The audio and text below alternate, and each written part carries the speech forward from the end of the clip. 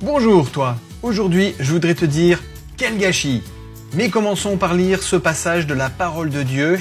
Mais ces choses qui étaient pour moi des gains, je les ai regardées comme une perte à cause de Christ.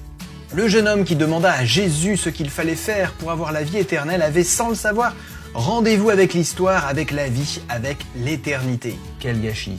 Il aurait pu devenir disciple, le compagnon de Pierre, de Jean.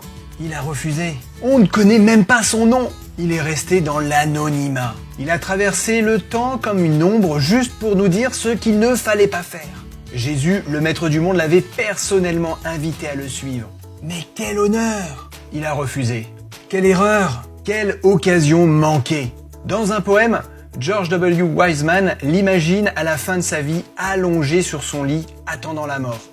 Se souvenant de cette rencontre, il murmure avec regret « Le poids des années m'a cloué au lit. Je sens la main de la mort qui cherche à saisir la mienne. Je vais partir seul, abandonnant mes trésors. Alors qu'un jour, la vie éternelle était à ma portée. » Mais il est possible que le jeune homme devenu vieux ait tout perdu.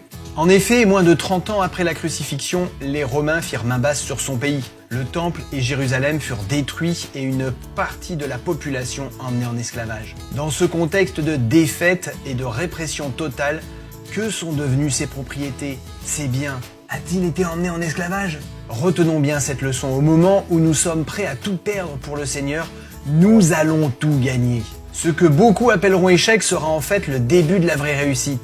Mais attention, ce ne sera pas toujours facile. La vie est une course et dans toute course, il y a des moments difficiles. Souvent, il faut serrer les dents, parfois mordre la poussière, faire abstraction des choses secondaires et ne penser qu'au but.